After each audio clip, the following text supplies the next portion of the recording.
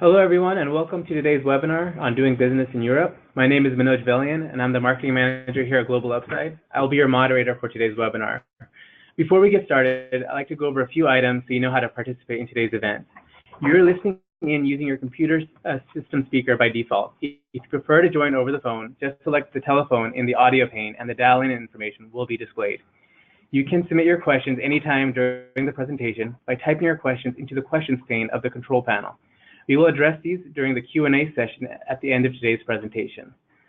A copy of the presentation deck and a recording of the webinar will be made available to you by the end of the week.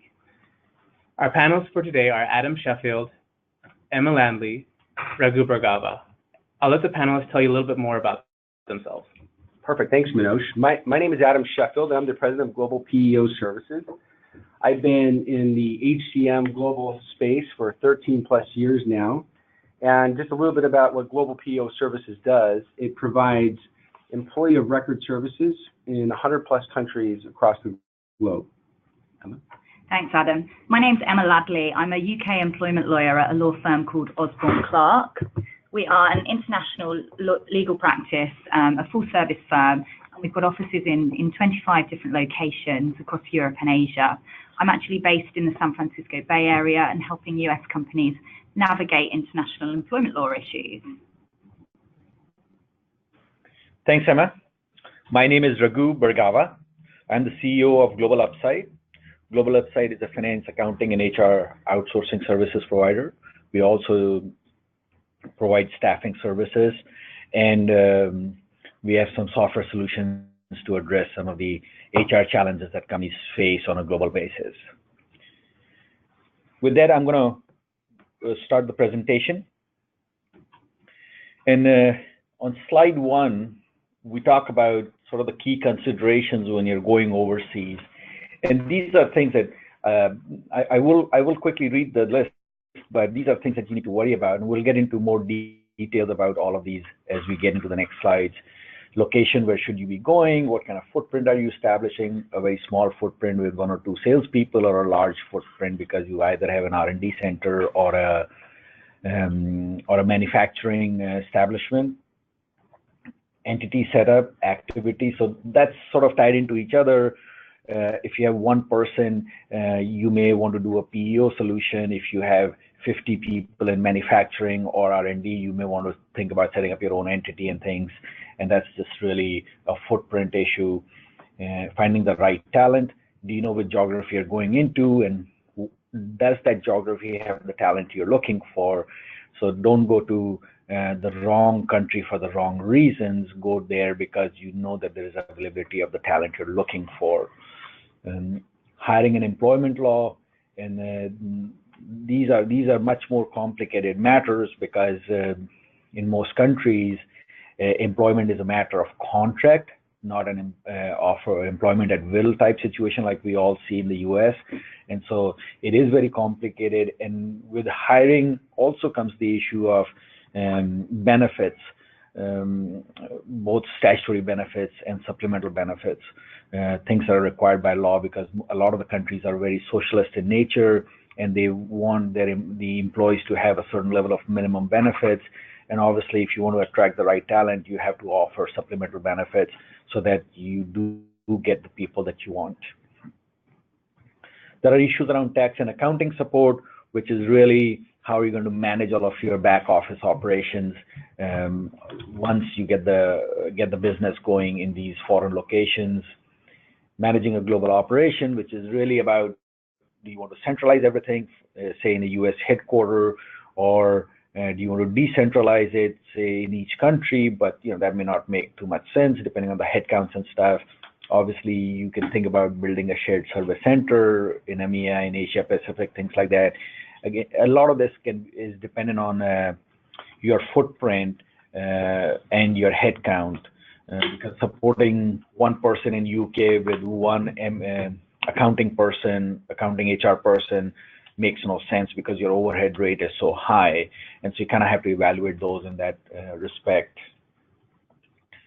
Compliance in the US company law compliance is almost negligible. There's one form that you're required to file in every state once a year, and that about takes care of it. And even if you're late on it, no big deal.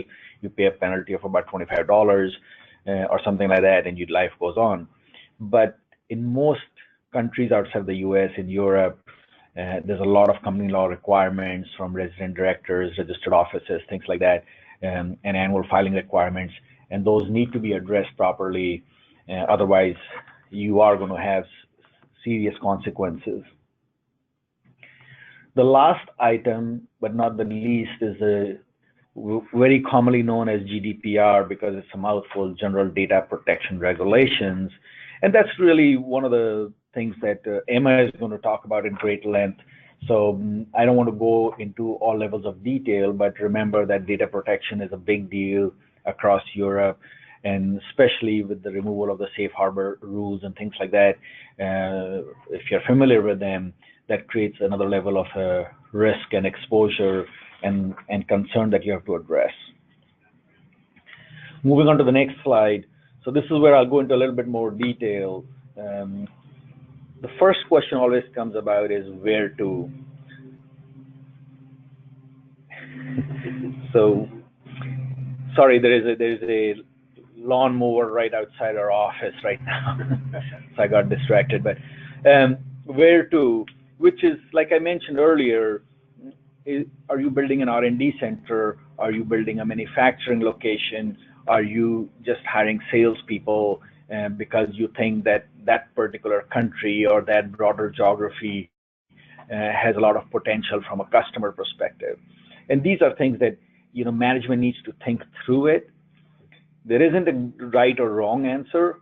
There's obviously shades of gray.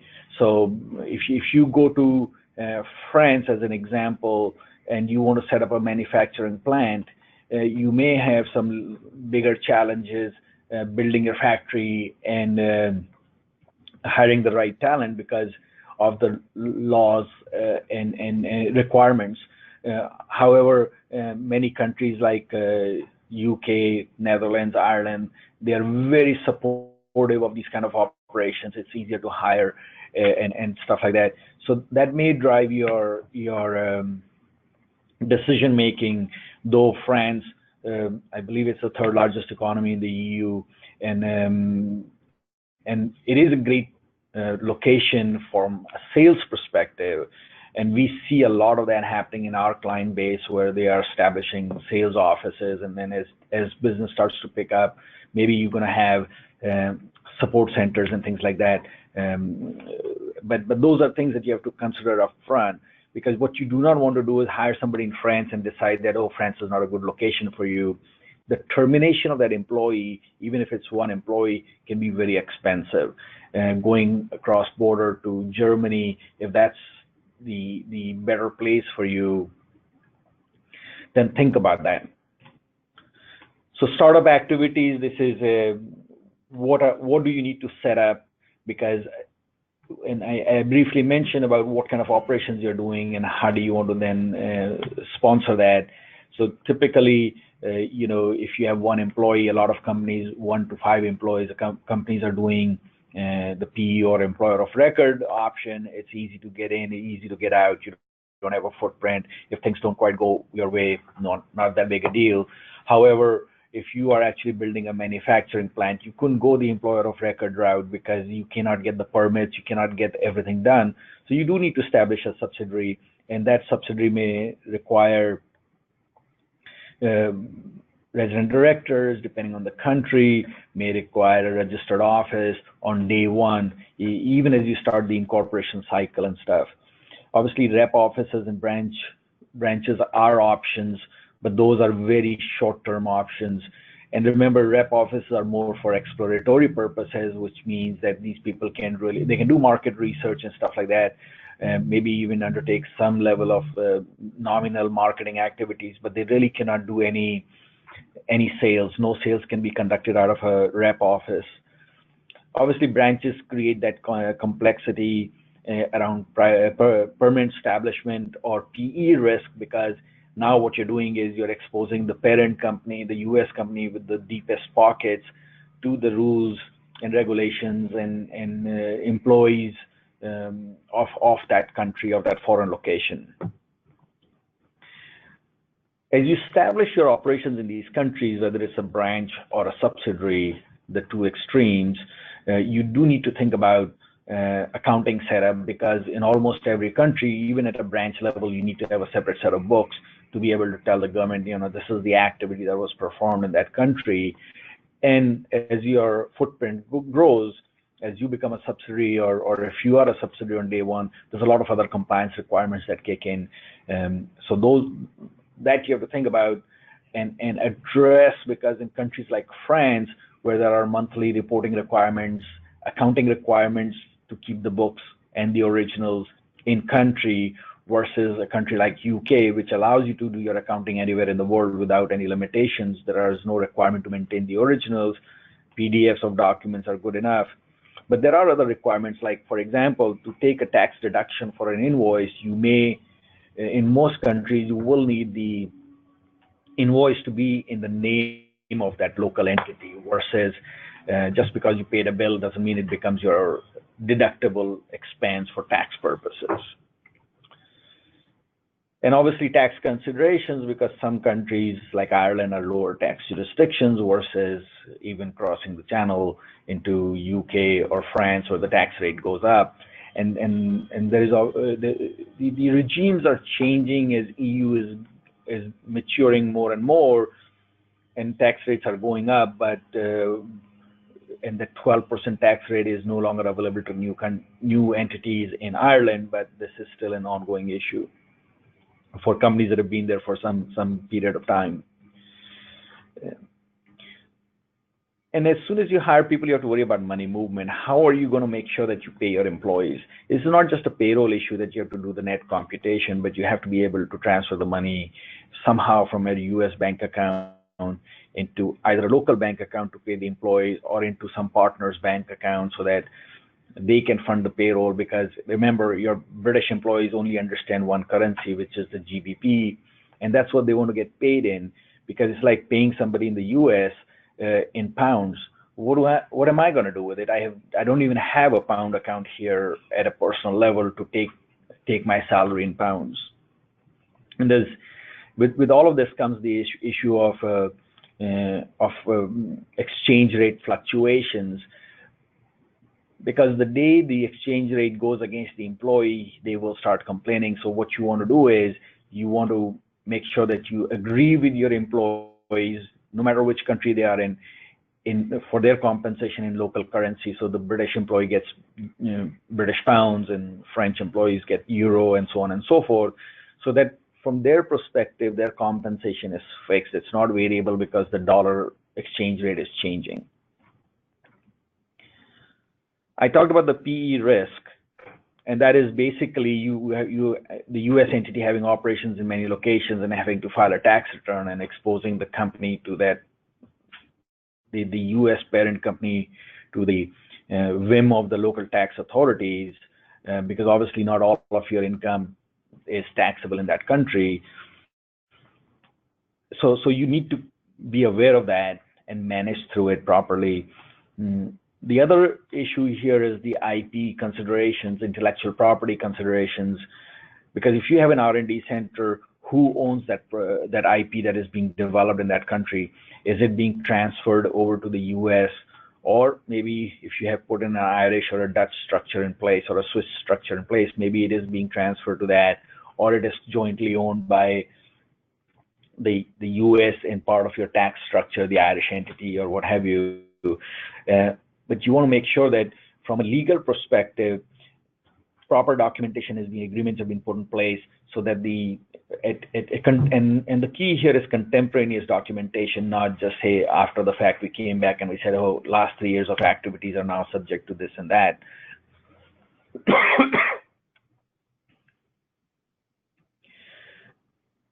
But also from an employee perspective, you want to make sure that they have properly signed employment contracts that assign all of that technology that they're developing over to the company they're employed by, which is your local entity, and that local entity is then transferring that title to that property, the development of that property to the right companies within the corporate structure.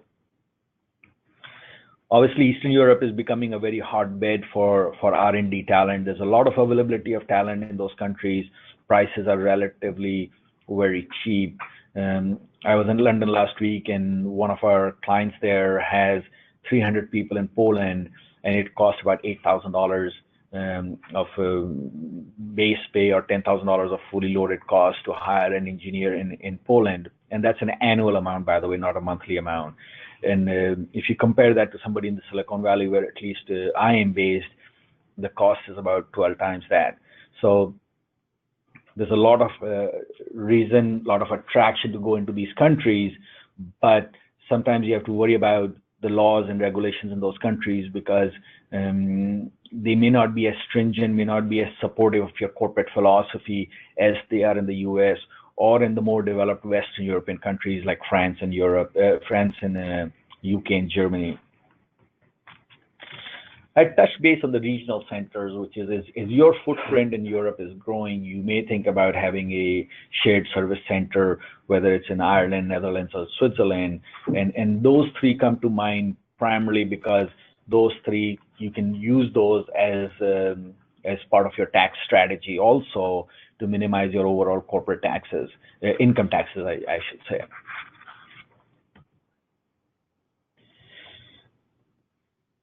Like I mentioned at the very beginning, that the company law compliance is a very big deal in everywhere outside of the U.S. And some of the things that I brought up is like establishment of a registered office. So this is an office. It doesn't have to have any people there, but it does have to be a real office where if the government or somebody wants to serve you a subpoena or a notice, they know where to send it. And companies like Global Upside help you provide that because even when you do not have any employees, that office has to be maintained for that subsidiary. Similarly, resident directors, the most famous company with regards to resident director is Netherlands, where it can easily cost you tens of thousands of dollars to have that resident director. And remember, these resident directors have a lot of authority in that local jurisdiction because of their title and stuff. And typically they have more authority than a director of even a public company in the US has in the US. So you got to be careful who you appoint that. By appointing a low-level salesperson, as an example, you may be exposing yourself as you have, say, an EMEA manager or a country manager. Those guys are better qualified and understand the risk and responsibilities, and you're less worried about them taking some actions that can cause grief. The substance over form, so this is a tax structure issue, and this is something that you need to consult with your tax advisors, that what you're establishing is an Irish, Dutch, or Swiss entity. Is that going to meet the requirements at the end of the year so your taxes can be, the tax structure can be maintained and taxes minimized? The data protection registration, so this is something that is required in many countries in Europe. And Emma, you're going to talk about that, correct? We will, yeah. We'll touch on that later on. Yeah. Taxes, obviously we are all very familiar with the income taxes, but I'll talk about VAT in a minute. Generally, in Western European countries, statutory audits and annual reports, this is a requirement for every country, no matter the size of your operations. And these are statutory audits, not independent audits.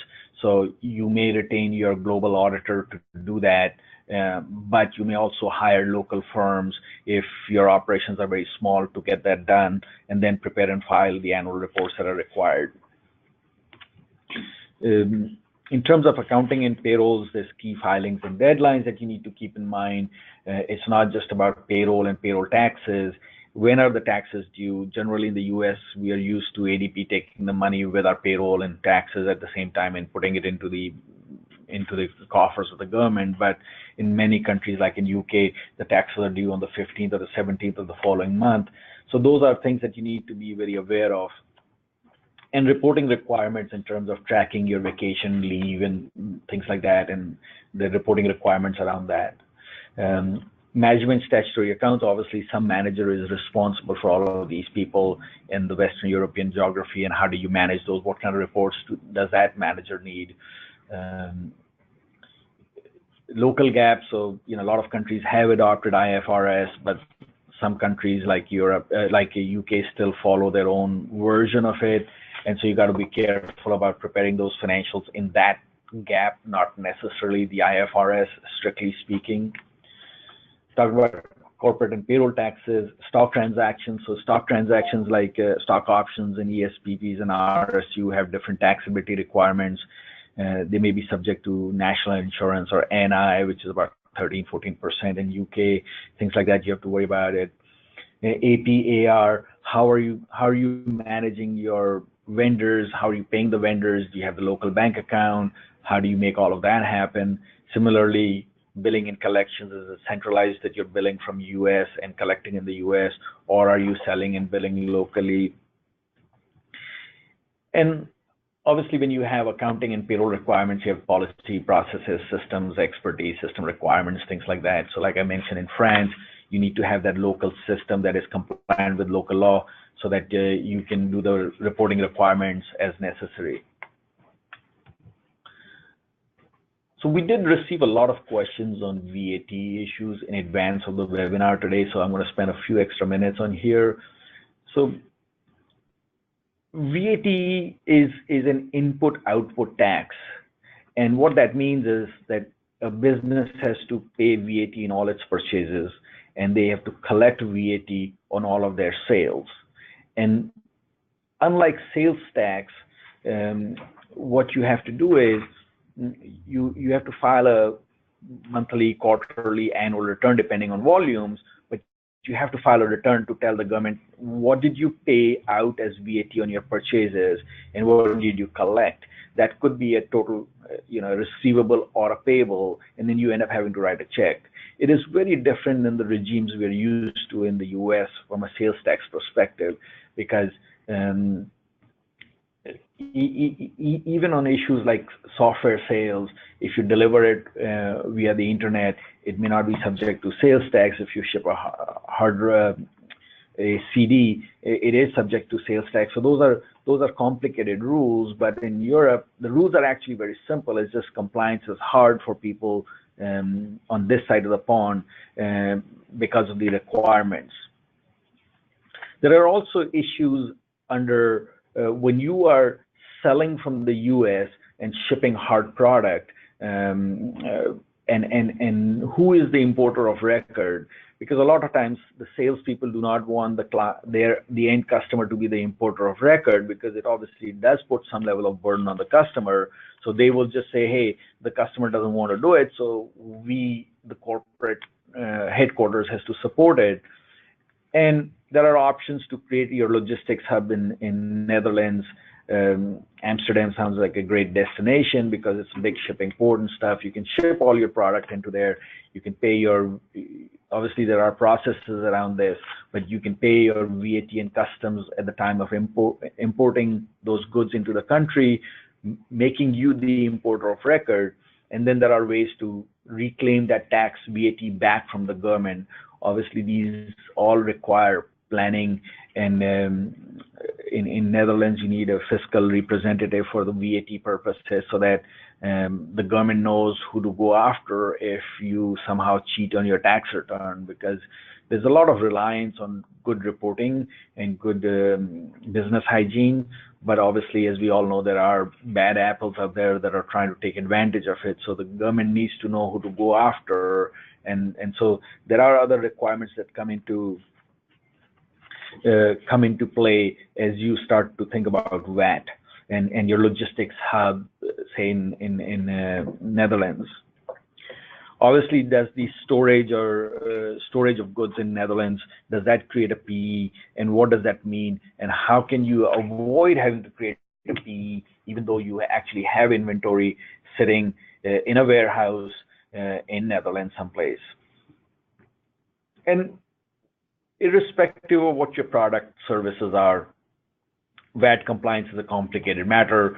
Most of us don't understand it clearly here, and this is where I say, hey, look, you got to go hire some expertise to help you get going at least, because eventually it's like any other compliance matter. Once you understand what the compliance requirements is, filling out a form and filing it. Sometimes your early returns are more subject to audits just because you're a new business. The government thinks you may not know what to do and how to do, but as time passes and as you get proficiency within the organization, you can accomplish that on your own. But there are lots of requirements on it, and you have to break out things like hotel bills and gas purchases and things like that. So it gets very complicated. On the last slide for me, expect the unexpected. So no matter how much you plan, obviously it's a foreign country, foreign jurisdictions. Most of us don't even know what the laws are once we leave California, as an example, in Nevada or Oregon or whatever. So how do we know what the laws are in UK, which looks very, very much like US. But as you go further east, the laws do get a little bit more complicated. The regimes are different. Like I said, they are more socialistic in nature. Further east you go, and the rules are more complicated because of that. And so having that right expertise, knowing who to talk to, knowing how to address those issues, and relying on service providers if you do not have the time, energy, and wherewithal to make it all happen is the right answer. And I've listed a whole bunch of things on this slide, but we've talked about most of this. So with that, I'll like to turn it over to Adam. Yes, thank you, Raghu. I appreciate that. Raghu, you've done a phenomenal job of walking us through the considerations of expanding international. And then what that leaves is once you've decided that you're going to go to Europe or wherever the case might be, in this case we're talking about Europe, there's really kind of two main options for how do you hire people. So the first option is employee, and kind of under the employee piece, there's two pieces. You can you could set up a legal structure, your own business entity, whether it be a branch or subsidiary, or you could utilize a PEO service, or employee of record service is more commonly known in Europe. Or the other option is a contractor. We'll talk a little bit about these different things. What's the difference between employees and contractors and how they're set up versus the U.S. There are some risks with the contractors. There's a permanent establishment question that always pops up. There are some risks associated with that. We do see companies utilize that route, and so we'll talk a little bit further about these. So some considerations when you're going to hire these employees. I think it's important that you understand your objectives, that you have a good strategy, meaning are you going to be there long-term or short-term in these countries? Are you just testing out the market? What type of services are you going to be providing in these different countries? And then the other piece is you need to consider your headcount. How many employees are you going to employ in these countries?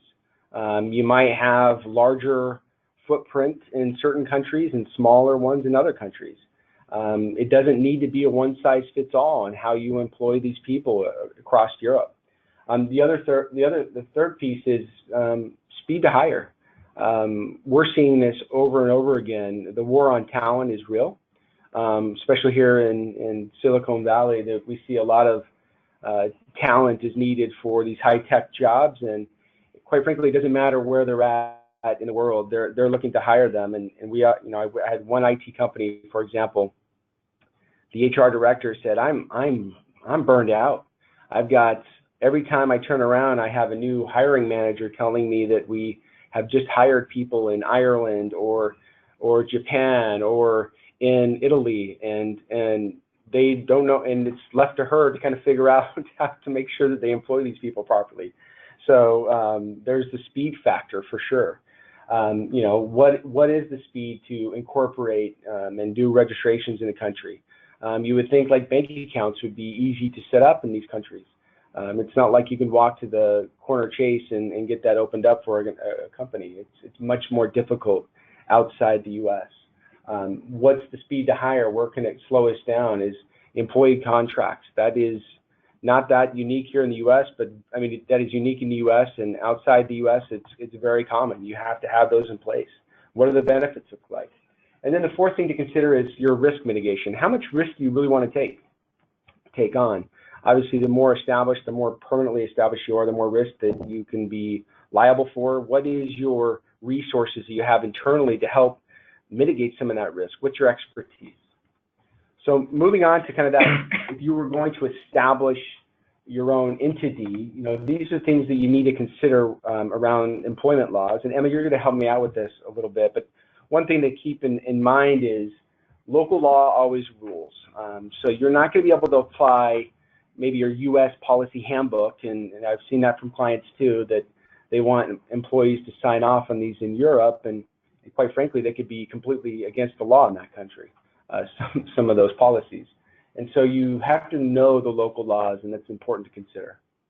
Yeah, absolutely. That's a really important thing, and something that we often see US companies falling into is a bit of a pitfall, that they might just try to use their US offer letter as a basis for hiring someone, and that's going to leave you exposed in Europe, where there's requirements to have particular forms of employment contracts or particular timeframes when you have to issue that contract. So just thinking about employment contracts, then no doubt if you sort of received an English or a Spanish law contract, it's going to look and feel quite alien to you. And I'd say you'd probably be expecting something that's at least 10 pages, at least in many cases. Having said that, it might look odd to you, and it might feel unnecessary or like there's too much in there. But actually, if you're hiring someone locally rather than sending anyone over on a transfer, then actually it's going to be much more what they expect, and it's more likely that they'll get much more comfortable with that as part of the onboarding process. There's also lots of other things to think about with employment contracts, because you might have a language difference as well. Practically, you're obviously going to want the contract to be written in English so that the business can readily get it out the file and work out what's going on with it. But actually, in some jurisdictions, there's either a legal requirement or at least a sort of very strong recommendation that you'd have that in a local language. And so often then you'll end up with a contract with effectively sort of a translation running down the side.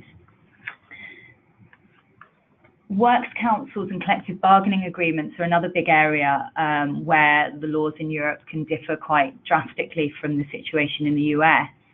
And it's always something to be aware of. You could end up with a situation where employees are entitled to form a works council, or where you receive a request to recognise an external trade union. Even in situations where that's not relevant to you, then you might have a collective bargaining agreement that applies to your employees. And that can happen in the situation where there's a sector-based collective bargaining agreement, or CBA. And I think in France, for example, something like over 90% of the workforce are covered by sector-based CBAs. So as well as your contract, you need to work out what terms are being flowed down to your employee from that sector CBA. Working time regulations is a big area in Europe. There's different rules in each country, but generally speaking, they're going to set out particular requirements around permitted working hours, and there will be limits on those in many countries. There's also requirements for particular rest breaks to be taken, and obviously paid vacation, paid annual leave is another area. Just on that, as I'm sure you would expect from this, annual leave is generally much higher in Europe. We do get much more vacation than you do in the US. 4 weeks is the minimum within Europe, and you'll usually be looking at something more than that. So in the UK, for example, your legal minimum is 28 days for someone that's full-time. So that can include your bank holidays, but that's your sort of starting point. And it's not uncommon that someone would have something, more than that. Raghu and Adam have already touched on benefits, and it's just worth making sure that you're comfortable and aware of what the statutory benefits are that you have to provide in a particular company. So there might be obligations to provide a pension scheme or to contribute at a particular level. Moreover, you need to think about actually what's the package going to look like that you offer. So commercially, what's market in that area? What do you need to offer someone to get them on board and to try and keep them? And also just being alive to the fact that actually it's not one size fits all. So what works in the US may not really have the same value in Europe. So It might be that there's a more comprehensive healthcare regime, so that's sort of much less significant. Or it might be that whatever benefit you're looking at offering attracts much more tax there. So again, wouldn't be as appealing to employees locally. Yeah, perfect. Just a few other points on employment then, just around hiring and exiting. Background checks is a big area where we differ in Europe to your approach in the US, and we're very much driven with this, with sort of data privacy concerns, as well as discrimination issues, which obviously you have here as well. So there's going to be much more, many more limitations around what you can actually do with things like criminal background checks and credit checks. And in some countries, it might be the case that actually you can't be doing those at all. Don't forget or take away from this, if you don't know already, that there's no at-will employment in Europe. So you're going to be required to give some form of notice to your employee in most situations. So there'll be a legal notice period that's set out by law. That will be your statutory minimum. It ranges between sort of 1 week and 7 months, depending where you're looking, how long the employee's been there, and things like that. But actually, it's quite common to have something more than that in a contract. So typically, you'll approach it by thinking sort of commercially, how long do we need to replace this person? You know, are they pretty key to our business? How long is it going to take us to get someone else on board and transitioned over? Termination then is obviously another issue. So on the one hand, we've got notice periods, which you need to comply with. On the other hand, we've also got unfair dismissal protections and rights around that. So that's generally going to involve following a fair process and also having a fair reason for dismissing.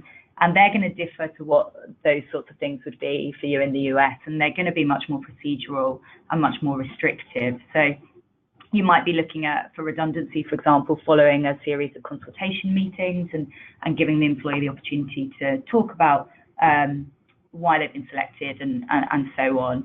There are some caveats around that in some countries where you get a sort of grace period when someone's first hired effectively, where they don't have the full suite of rights. So it's important just to take advice locally before you look at terminating. Finally, then, just a quick point around sort of business protection, and it's been touched on already. Make sure that you've got appropriate protections around IP, around confidentiality, and also locally compliant provisions for things like your non-compete requirements and your non-solicitation. And something that's pretty important to know is that actually in some countries, you'll have to pay an employee for the duration of that non-compete. So you need to think at the outset, you know, actually, does this person pose me a risk if they leave? And, you know, am I prepared to pay them to keep them out the market for a period of time? Thanks. Back to Adam to keep going through. Appreciate that. So kind of the next piece that we were talking about is the independent contractor. So what are some of the advantages and what are some of the risks that you have in that kind of setting? So some of the advantages of an independent contractor, again, it's completely different in the US as far as 1099s go, but you can avoid setting up an entity, and there is no bank account needed. Essentially what companies are doing are selecting an individual to work for them, and then they wire them money. Here's the challenge, though. Here's the risk that we're seeing, and it's actually becoming more and more prominent as governments are cracking down on this, quite frankly. So a couple of things to consider is it may not be legal necessarily in that country. You might be able to do it for a temporary status, a very short term, but long term it is not something that you want to put yourself in. It really does limit your talent pool because people are not used to that type of setting. Like we talked about, it is kind of on the challenge with your permanent establishment and how does that work with that employee. It becomes a big risk across the different countries that companies are trying to do this. And there's misclassifications of these type of employees. What are they really doing? Are they really working for the employee?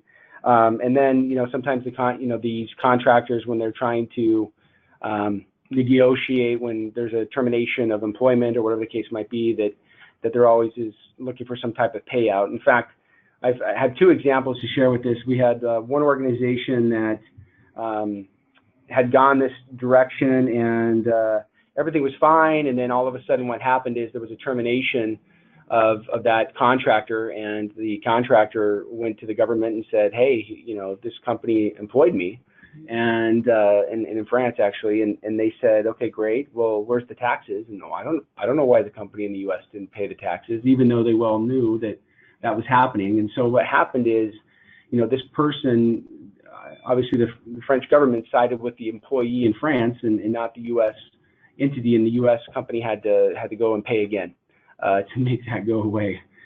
So it was a really kind of a tough spot for them. And we've also seen companies trying to move away from the independent contractors, and we've seen some stuff where, hey, let's have one of these people set up their own business and we'll run everything through that. Well, then there's challenges with IP and who owns that, and it becomes somewhat of a mess. So it really is an area where it's becoming less and less popular because the governments are becoming more and more strict on that. Emma, do you have anything you want to add to that? Yeah, just absolutely. We're definitely seeing a real sort of focus on that in Europe, particularly with things like the gig economy that's emerging. Yeah, absolutely. There's case law with things like Uber and Deliveroo and things in Europe, and there's a real sort of crackdown on looking at when there's some kind of disguised employment. There's also some new sort of tax evasion rules in the UK, where there can be a corporate offence. So again, potentially employment status issues can be relevant around that too. Yeah, perfect. Well, thank you. So the other piece that we talked about was how can you set up and hire an employee and do it legally and do it right. We talked about the setting up your own business entity. We talked about kind of an independent contractor situation, and then we talked a little bit about the global PEO. How does that work? Or EOR, or employee of record. That's what that stands for. It's a solution that's, you can hire people quickly in a matter of days versus months.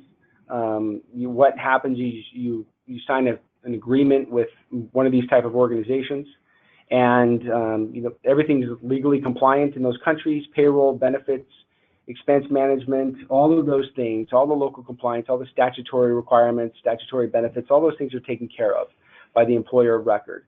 And what you're responsible for is the day-to-day activity of that employee. It's assigned back to you.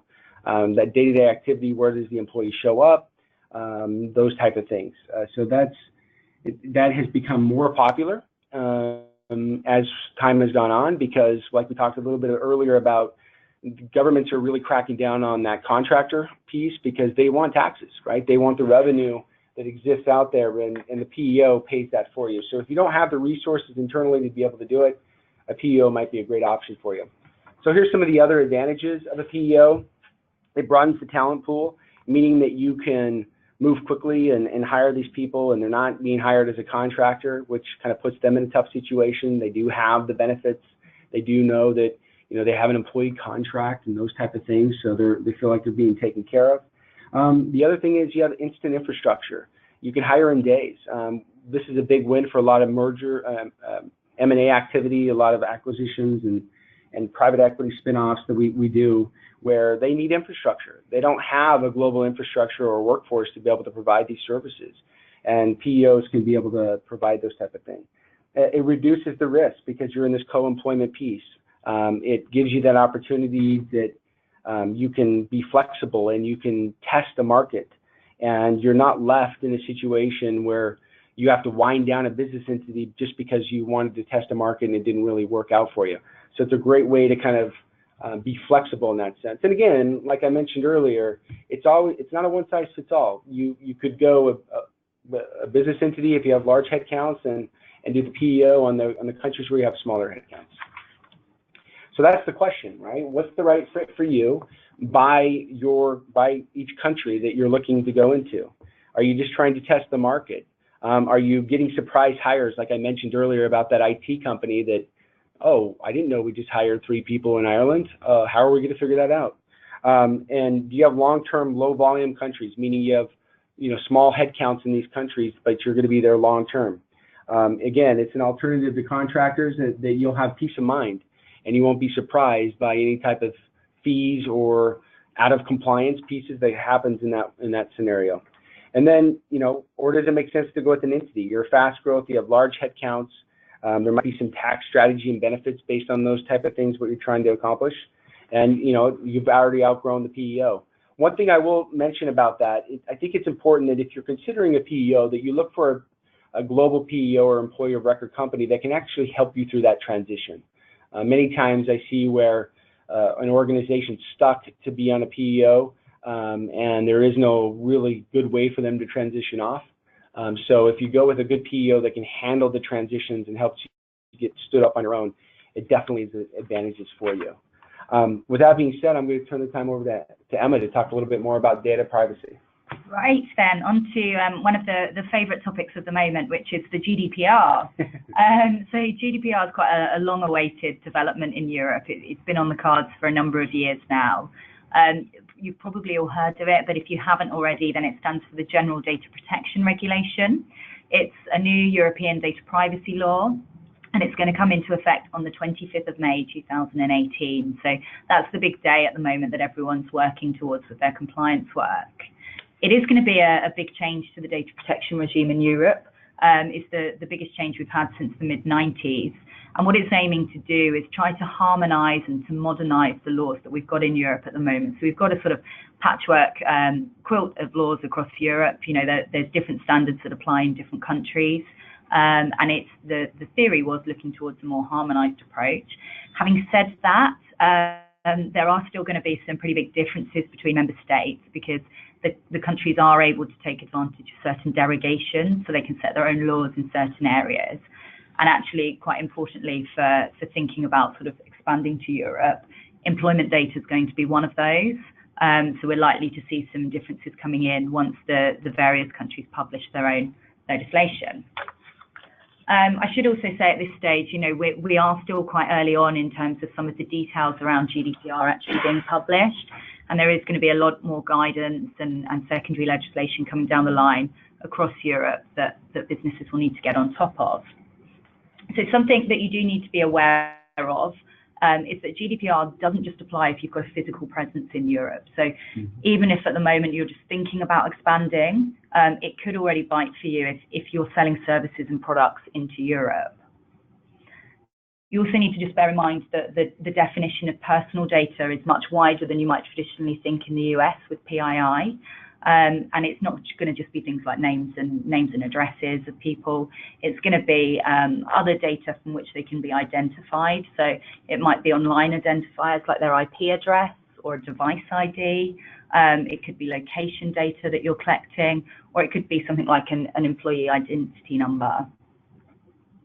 I'm sure you've probably heard about the big fines for this, and this is sort of what's getting a lot of the headline press. Fines for breaches can potentially be up to 20 million euros or 4% of worldwide turnover. So obviously that's pretty big numbers to be aware of. Having said that, there's also some sort of other implications in terms of your employees or perhaps your customers having actions open to them, and you know, whether legitimately or as a sort of tactical nuisance factor that you might start to have to wrangle with as well. Hopefully we will still see some benefits, and obviously sort of cybersecurity and breaches continues to be very much a live issue. So just moving on then to what GDPR actually means for you. Well, one of the key principles behind GDPR is moving towards a more transparent approach to data. So with that, we're wanting to make sure that when you collect data from people, you are making it clear what data you're collecting, what you're going to be doing with it, how long you're going to be keeping it, and if it's being transferred to any third parties, then who it's being passed on to. Just to sort of give you some examples of some of the other themes under GDPR, there's things like purpose limitation. So if you collect an email address for one particular purpose, that you're not then going off and using it for some other marketing that people haven't been made aware of. That you're minimizing the data you collect, so that actually you're thinking when you have a form or you're requesting data from an employee, for example, actually, you know, what do we need, and just limiting it to what's relevant and adequate for your purpose. You also need to be doing some homework around storage limitation, and certainly, you know, keeping your data forever in perpetuity is not going to work. You're going to have some guidance in place around what your retention periods are going to be. Overall as well, you need to be accountable and make sure you're able to show how you're complying with GDPR. It can't just be effectively through luck that you don't have any issues. You know, you need to have a whole system in place to support this. A key action as a business is going to be looking at the data that you process and thinking about what your lawful basis is for processing that. And there's different buckets that basis might fall into. So one might be that you've got the data subject's consent, so you have employee consent or you have individual consent for that. This is an area that's very much being tightened under GDPR, and there's a real focus on making sure that any consent that you do get is freely given, so it's not given under pressure. There's no consequence for not giving that consent. So in reality, it's going to be a much more limited basis that you can rely on, and is probably going to be pretty limited in the employment context in particular. Another bucket might be if it's necessary for the performance of a contract with that individual, so where you need to collect bank details to process some service to them or to pay salary, for example. Another one's where it's necessary to comply with a legal obligation, so where you need to process information in order to pay taxes, for example. And then another one is where it's necessary for your legitimate interests. And this is a big one potentially, and something we're seeing lots of focus on. There's no real sort of definition as to what the legitimate interests are, but you do need to look at balancing what you think or what the reason is you're doing it and your legitimate interest against the impact that it has on the individual. So there is a sort of proportionality exercise around that. Under GDPR, data subjects are going to have some new rights, and they're going to have some beefed up, some enhanced rights in Europe. And these include things like the right to access their data. So individuals can request copies or information about the data you're processing about them. And, I've seen some real horror stories with employers becoming quite unstuck, where suddenly employees are able to access information that was considered amongst management to be internal and is then disclosed, and the individual uses it to potentially bring a claim. There's also things around requirements for freezing data. So if someone challenges the accuracy of the data you've got, or if someone tries to invoke their right to be forgotten, so the right of erasure. And again, with all these things, you need to make sure that actually you've got systems in place so that firstly, you can receive that request, so someone knows how to put that request to you. And then once you've got it, so that the business knows how to manage it, so whether it needs to be escalated to a particular person, or whether you might have a policy in place.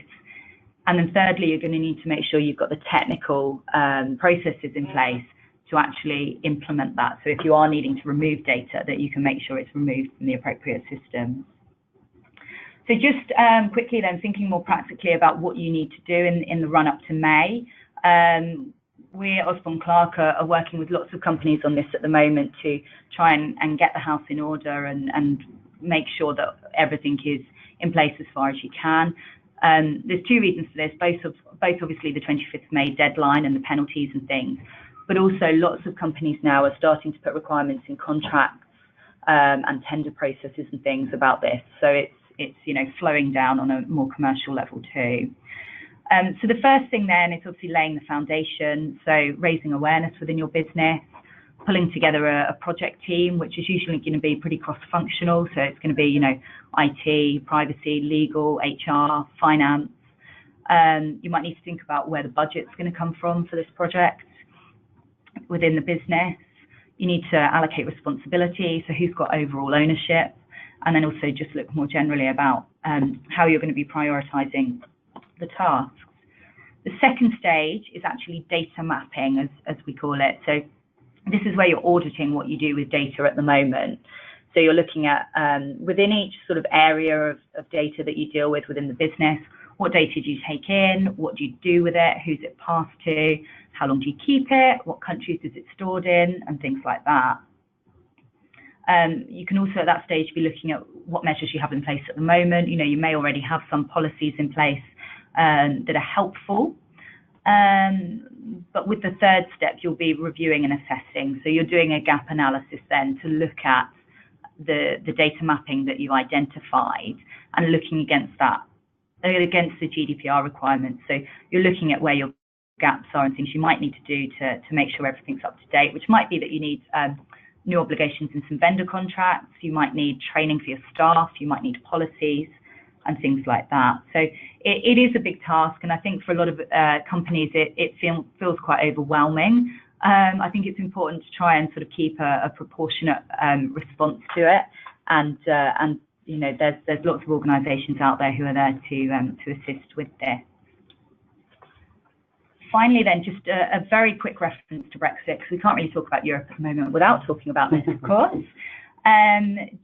June 2016, we had the Brexit decision, and both a lot and nothing's really happened since then in terms of where we've got to. We're not expecting any massive changes on the employment law front, although lots of our laws are based on a sort of European directive. So if you've been getting to grips with or assessing UK employment laws, then you can expect those to stay as they are for the near term. Free movement of workers is an area that lots of businesses are concerned about, and our immigration team are receiving lots of requests from companies who are thinking about steps they might be able to take around that. And just some of the things that people are doing are auditing their workforce, where they're in Europe already, so looking at who they've got in the UK, where pinch points might be in terms of particular areas of the business where they're quite dependent on European staff. There might also be other steps you can take at an early stage to try and keep ahead of the curve, so getting a sponsor license in place so that you can issue visas further down the line in the same way that you do for US employees in the UK at the moment, for example. So yeah, there's lots of grey areas with Brexit still, and for the next 2 years at least, until March 2019, we will have the status quo from a free movement perspective, and we will keep assessing what happens with the updates as it progresses. Thank you. Thank you, Emma. We're now going to begin answering questions that was submitted during today's presentation. The first question we have is, can you please give a recap of key things to keep in mind with regards to employment contracts and termination obligations in Europe? Yeah, sure. Hopefully, lots of that's been picked up in the session, and by all means, feel free to replay it or reach out with any questions on that. But one of the key things is not starting with your local law contract, so your US agreement, and yeah, absolutely, Adam, I'd say, you know, get local advice on what that agreement should look like locally, and then how you should be managing that relationship. Yeah, I was just going to say to that, to make sure that you're employing them the proper way, right? If it makes sense to what you're trying to do and accomplish, what's your objectives. Yeah, absolutely. The next one is, can you give the options of hiring employees in countries without establishing a legal entity? Yeah, I think we covered that a little bit too, Emma, earlier, but we talked a little bit about how that can be done. That contractor is an option. Again, it may or may not be legal. We're finding that the governments are being much more strict with that, and people are finding themselves on the wrong side of the law on that quite often, actually. Or you can go with the employer of record kind of concept, where they become the employer that's responsible for all statutory laws and compliance and regulations, where you as the client is able to handle the day-to-day activities for that employee, where they show up to work and those type of things, the services they provide. Okay. Another question we have is, what are some of the company setup challenges in Europe? I think doing homework at the outset is quite an important one. So just some of the practicalities that I think Adam actually touched on earlier about getting a bank account in place and things like that. You know, the company setup itself can be pretty quick, 24, 48 hours sometimes. But what can be much more time consuming is actually getting to the point where you can push the button on getting that company incorporated, and often a bank account can be a bit of a stumbling block for companies. Oh, certainly it can. It can be challenging for sure. So I think with the setup piece, it goes back to you know, what you're trying to accomplish, right? It's not a one-size-fits-all type of answer. It kind of depends on where you're at with your business life cycle by each given country. Okay. Thank you, everyone, for attending today's webinar. If you have any other questions, please contact our panelists. Their contact details are visible right in front of you.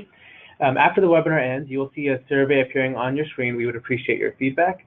On behalf of Global Upside and the presenters, thank you for joining us today, and have a great rest of the day. All right. Thank you. Thank you.